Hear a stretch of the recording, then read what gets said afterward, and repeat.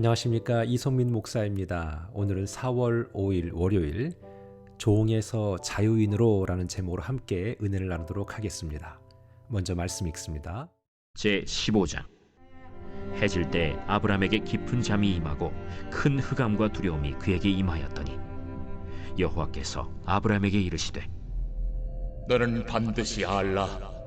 네 자손이 이방에서 객이 되어 그들을 섬기겠고 그들은 400년 동안 네 자손을 괴롭히리니 그들이 섬기는 나라를 내가 징벌할지며 그 후에 네 자손이 큰 재물을 이끌고 나오리라.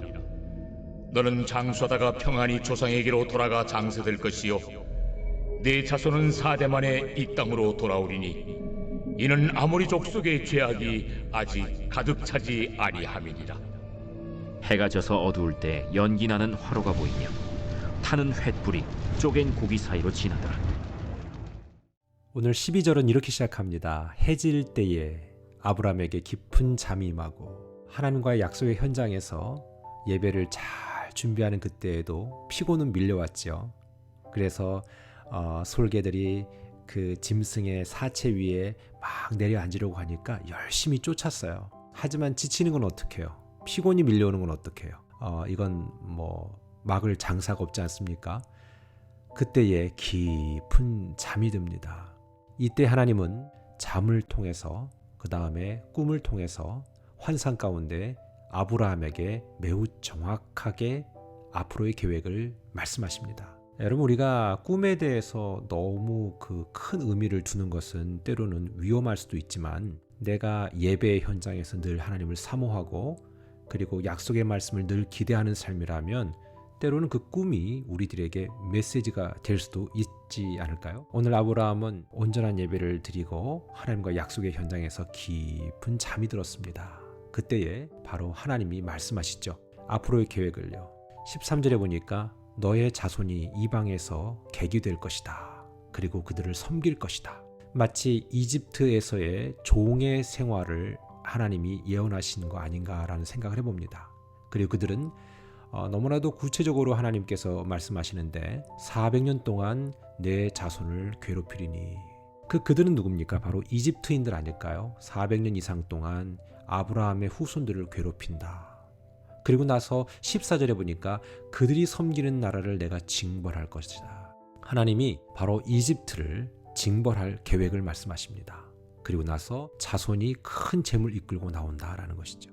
사실 수백 년 뒤에 이 일에 대해서 본인도 아닌 당사자가 아닌 아브라함의 이 느낌이 어땠을까요? 그렇게 감동이 되거나 그러진 않았을 것 같아요. 근데 중요한 것은 실제로 하나님의 이 계획은 적중합니다. 엄밀히 말하면 적중했다라는 것보다는 하나님의 계획이니까 당연히 그렇게 흘러가는 것이죠. 그러면서 15절엔 아브라함 개인의 계획을 말씀하십니다. 여러분, 하나님은요, 우리 각자를 향한 계획도 있고요. 우리 주변에 일어나는 모든 것에 대한 계획도 있고요. 그 다음에 나와 관련된 내 자손이라든가 모든 상황 속에서 하나님의 계획이 있습니다.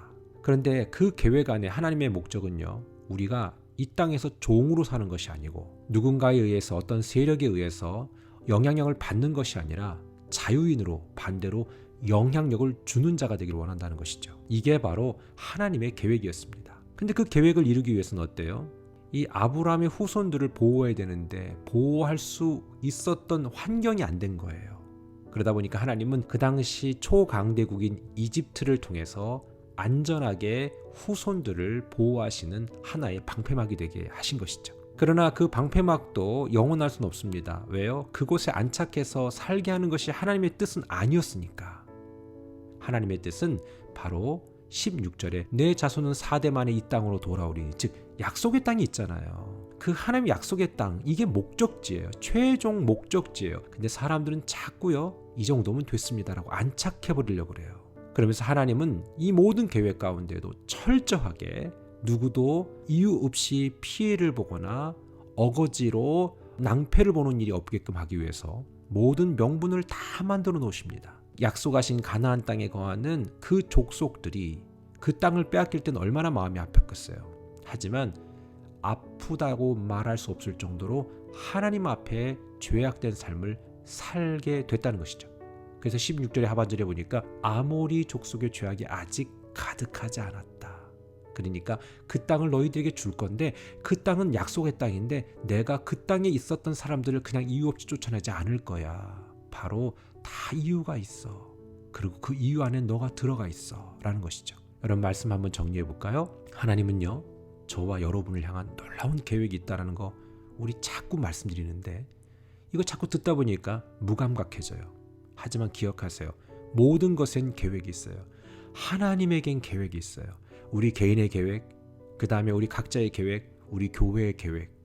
이 과정에서 우리는 우리의 연약함이 이유가 되어 고생할 때도 있지만 또 다른 목적은 하나님의 특별한 목적을 위해서 받는 고통도 있다는 걸 잊지 마세요. 그러나 최종적인 목적은 바로 약속의 땅입니다. 저는 저와 여러분 모두가 다 종에서 자유인으로 이끌어 가시는 그 하나님의 손길을 경험하는 놀라운 삶이 되기를 주님의 이름으로 축복합니다.